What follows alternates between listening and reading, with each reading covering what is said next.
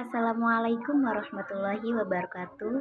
Perkenalkan, nama saya Amalia dari Prodi Sekretaris semester 2 dengan nomor NIM 2063412042. Tujuan saya membuat video ini adalah untuk memenuhi ulangan tengah semester Bahasa Indonesia dengan dosen pengampu, yaitu Ibu Yoma Hatimah MPD. Di video kali ini saya akan menjelaskan 4 materi, yaitu keterampilan menulis di perguruan tinggi, keterampilan membaca di perguruan tinggi, keterampilan menyimak di perguruan tinggi, dan yang terakhir adalah keterampilan berbicara di perguruan tinggi. Baiklah, saya akan membahas yaitu pengertian keterampilan menulis menurut pendapat Saleh Abbas. Keterampilan menulis adalah kemampuan mengungkapkan gagasan, pendapat, dan perasaan kepada pihak lain dengan melalui bahasa tulisan. Ketetapan pengungkapan gagasan harus didukung dengan ketetapan bahasa yang digunakan seperti kosakata, gramatika, dan penggunaan ejaan yang benar. Dalam komunikasi menulis terdapat 4 unsur, yaitu yang pertama, penulis sebagai penyimpanan pesan, yang kedua, isi tulis atau pesan, yang ketiga, saluran atau medianya berupa tulisan, dan yang terakhir, yang keempat, membaca sebagai penerima pesan. Selanjutnya yaitu ada tujuan menulis. Terdapat 4 unsur, yaitu yang pertama dapat menginformasikan, yang kedua dapat membujuk, yang ketiga mendidik dan menghibur. Dan selanjutnya yaitu manfaat menulis sebagai berikut. Yang pertama, memperluas dan meningkatkan pertumbuhan kosakata. Yang kedua, meningkatkan kelancaran tulis, menulis, dan menyusun kalimat. Yang ketiga, kegiatan tulis-menulis dapat meningkatkan kemampuan untuk mengatur dan pengorganisasian. Di keterampilan menulis ini terdapat jenis-jenis tulisannya juga.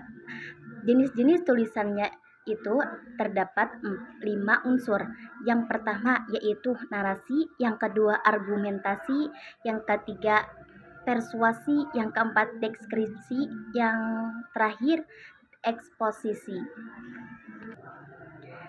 Dapat disimpulkan bahwa keterampilan menulis adalah keterampilan yang dapat menuangkan ide-ide, gagasan, perasaan dalam bentuk bahasa tulisan sehingga orang lain yang membaca dapat memahami isi tulisan tersebut dengan baik. Baiklah, selanjutnya yaitu pengertian tujuan membaca. Keterampilan membaca adalah aktivitas yang kompleks yang melibatkan berbagai faktor yang datangnya dari dalam, dari pembaca maupun dari faktor luar. Membaca adalah salah satu dari 4 kemampuan berbahasa pokok dan merupakan suatu bagian atau komponen dari komunikasi tulisan. Secara garis besar, aktivitas membaca berkaitan dengan 2 hal pokok. Yang pertama yaitu pembaca dan bahas bacaan.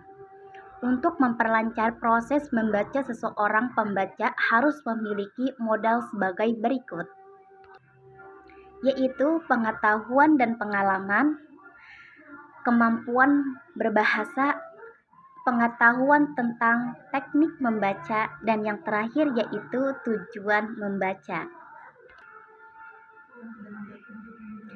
Seorang pembaca harus memiliki tujuannya. Tujuan utama dalam membaca adalah untuk mencari serta memperoleh informasi, mencakupi isi, dan memahami makna bacaan tersebut. Selanjutnya yaitu masalah umum dalam pembaca. Ada beberapa masalah dan hambatan yang umum terjadi pada setiap orang, yaitu rendahnya tingkat kecepatan dalam membaca, minimnya pemahaman yang diperoleh, kurangnya minat membaca, dan yang terakhir yaitu minimnya pengetahuan tentang cara membaca yang cepat dan efektif. Jenis-jenis membaca ada dua, yaitu membaca nyaring dan membaca dalam hati. Ada dua faktor yang mempengaruhi kemampuan dalam membaca. Yang pertama yaitu faktor yang berada dalam diri pembaca, dan yang kedua faktor di luar pembaca. Secara garis besar, pengetahuan tentang teknik membaca yaitu pengetahuan tentang aspek-aspek keterampilan membaca, pengetahuan tentang teknik membaca cepat. Baiklah, selanjutnya yaitu materi ketiga, pengertian keterampilan menyimak. Keterampilan menyimak adalah salah satu kemampuan yang harus dimiliki dan dikembangkan oleh setiap manusia. Dengan adanya kemampuan ini, seseorang dapat mengetahui dan memahami setiap informasi, baik itu berupa percakapan, opini, fakta, atau pengetahuan yang disampaikan melalui orang, media, dan tulisan. Nah, berikut ini adalah tahapan dalam menyimak. Yang pertama ada tahap mendengar, yang kedua tahap pemahaman, yang ketiga tahap interpretasi, yang ketiga tahap penilaian, dan yang kelima adalah tahap respon atau menanggapi. Baiklah, selanjutnya yaitu tujuan menyimak. Tujuan menyimak terdapat 5 unsur. Yang pertama yaitu menyimak untuk mengapresiasi materi simakan. Yang kedua, menyimak untuk mengkomunikasi ide-ide. Yang ketiga, menyimak untuk membedakan bunyi-bunyi. Yang keempat, menyimak untuk mengevaluasi. Dan yang terakhir adalah menyimak untuk mengapresiasi. Selanjutnya yaitu materi keempat, pengertian keterampilan membaca. Keterampilan membaca adalah sebuah kemampuan berbahasa dalam mengucapkan bunyi-bunyi, artikulasi, atau mengucapkan sebuah kata-kata untuk mengapresiasi, menyatakan, menyampaikan ide, pikiran, pendapat, gagasan, dan perasaan kepada orang lain. Sebagai mitra pembicara didasari oleh kepercayaan diri, jujur, benar, dan bertanggung jawab dengan menghilangkan masalah psikologis seperti malu, rendah diri, ketegangan, berat lidah, dan lain-lainnya.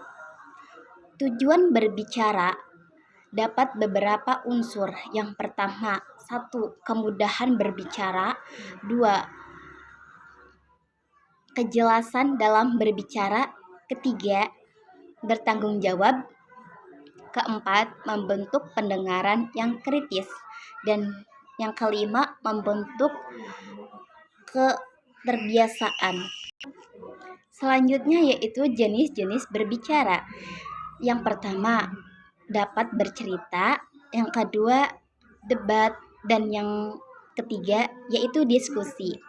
Teknik berbicara terdapat beberapa unsur. Yang pertama, teknik berbicara dengan baik. Yang kedua, teknik berbicara di depan umum.